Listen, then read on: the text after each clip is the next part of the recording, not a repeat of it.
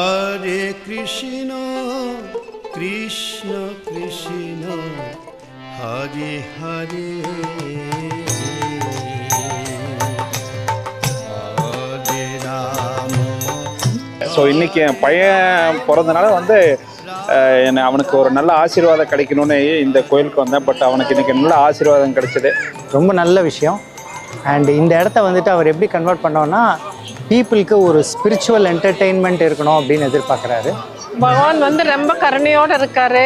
அவரை பார்த்ததுமே ரொம்ப சந்தோஷமா இருக்கு எங்களுக்கு.